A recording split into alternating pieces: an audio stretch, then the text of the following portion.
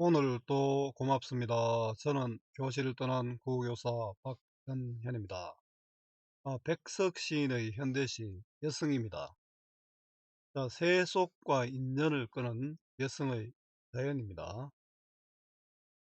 도움되는 자료 만들어 보겠습니다. 구독, 공감 부탁합니다.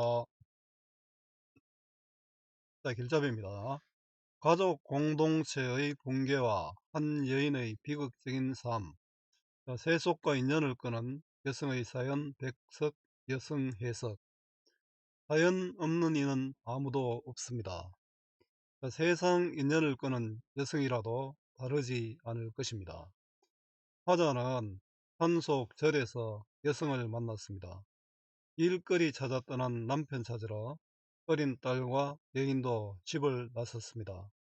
옥수수 팔면서 서러운 눈물도 흘렸습니다. 남편은 돌아오지 않고 딸도 죽자 머리를 깎고 여성에 든 그의 모습은 그녀만의 이야기가 아니라 죄 없이 아파야 했던 우리의 이야기였습니다. 일제강점기 우리 민족의 아픔을 보여주는 그런 시죠. 함께 읽으면 좋은 작품 송수건 여성이 있습니다. 제가 늘 강조하는 것이 국어는 외우는 것이 아니라 원리를 이해하는 것입니다. 따라서 본문 중심의 공부가 필요합니다.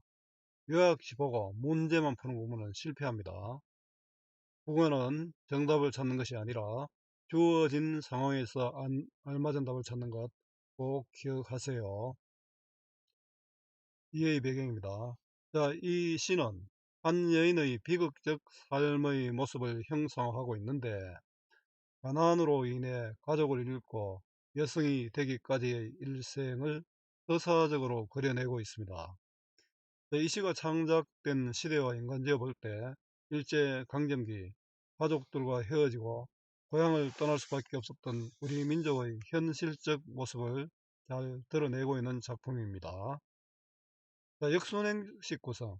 순행식 구성은 과거, 현재, 미래잖아요. 역순행식 구성은 거꾸로 되는 거죠. 자, 과거가 뒤에 오고, 과거가 현재보다, 아, 뒤에 오고, 이런 겁니다. 그죠?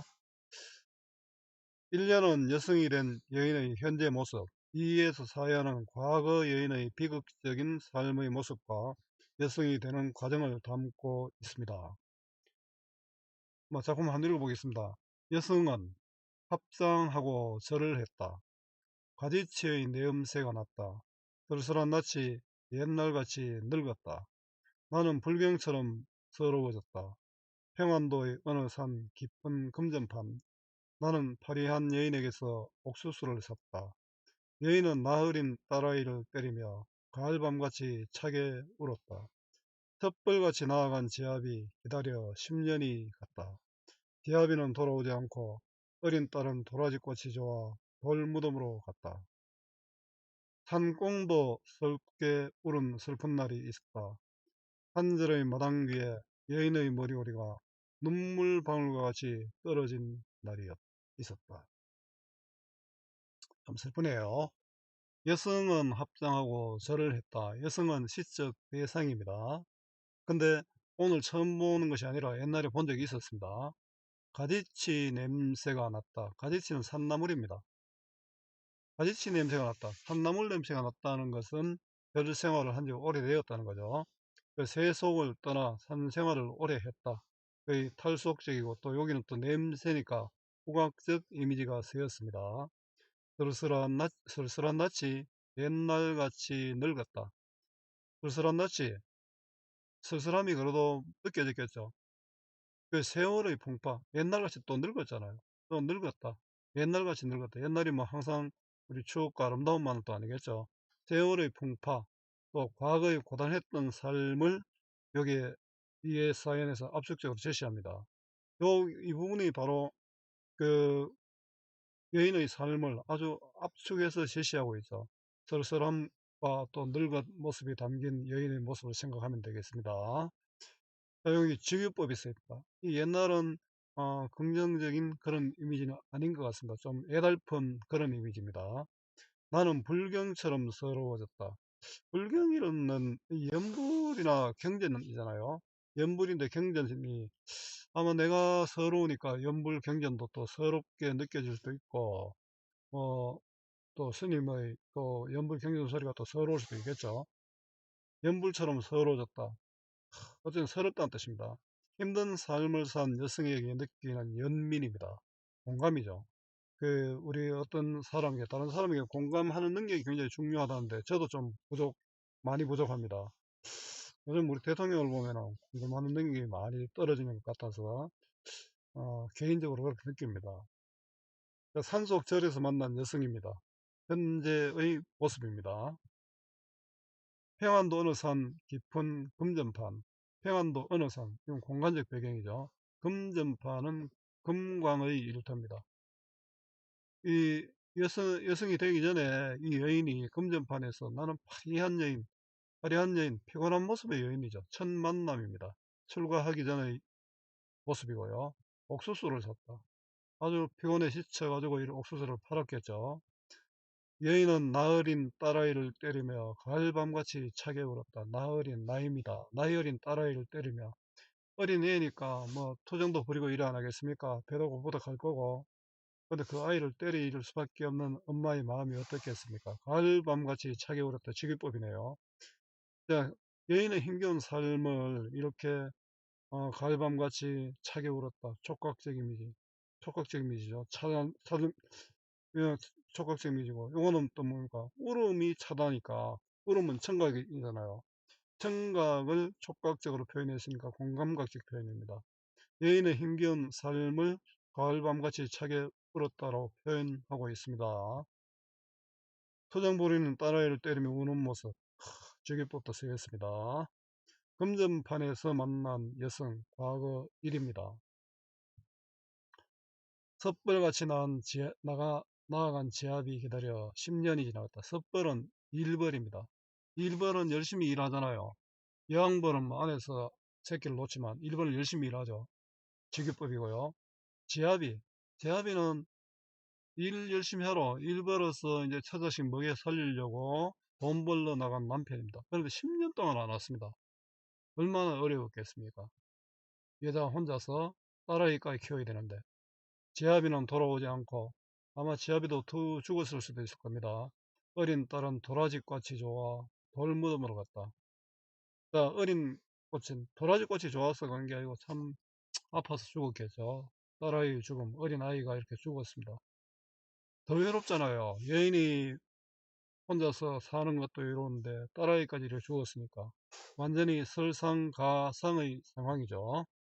여인의 비극이 심화되고, 요렇게 뭐가 도라지꽃이 좋아 돌무덤 같다 이렇게 했다는 것, 우리가 이렇게 표현할 수 있잖아요. 아가 아파서 죽었고 여인은 한없이 울었다 이렇게 표현할 수도 있잖아요. 절제된 표현으로 여인의 비참한 삶의 모습을 효과적으로 드러내고 있습니다. 여인의 사연, 가족사입니다. 과거이고요. 산꽁도 섭게 울은 슬픈 날이 있었다. 섭게 감정이입법이네요. 산꽁은 그냥 우는데 산꽁이 슬프게 우는 것은 감정이 입된 거죠.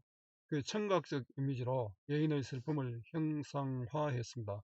이 산꽁은 객관적 대상물이 되죠. 슬픈 날이 있었다. 아마 이날 여인이 머리 깎은 날이겠죠. 산절의 마당 위에, 마당 모퉁이에 머리카락이 눈물방울과 같이 떨어진 날이 있다.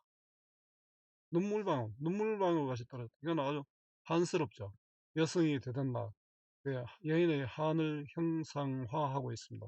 눈물방울과 같이 떨어진 날, 이 부분은 또 시각적 이미지네요. 참 일제강점기 어렵게 살았던 한 여인의 모습을 통해서 우리 민족의 아픔을 절절히 잘 나타내는 시인 것 같습니다. 여성이 되기 위해 머리를 깎은 여인의 모습입니다. 자, 여성이 된 여인, 과거 3입니다. 자, 정리해 보겠습니다. 자유로운 형식의 자유시, 개인의 마음을 담은 서정시, 서사적 요소가 있지만 서정시입니다. 우리 한가에서도 그런 거 많잖아요. 자, 운문 형식의 운문시입니다. 성격입니다. 서사적, 서사적 요소가 분명히 있습니다. 여인의 과거 이야기가 있잖아요. 그렇지만 서정시입니다. 예상적, 슬프다는 뜻이고 회상적, 옛날을 회상하고 있잖아요. 감각적, 공감각적 이미지도 있었고 시각적 이미지도 있었고 그렇습니다. 청각적 이미지도 있었죠. 또 이건 또 굉장히 또 사실적입니다. 주제는 여성이 된 여인의 비극적인 삶, 가족 공동체의 붕괴와 여인의 비극적인 삶. 자, 특징입니다. 일제하 한 여인과 두 번의 만남 이야기. 자, 여인의 비극적인 삶을 서사적인 구조로 전개하고 있습니다.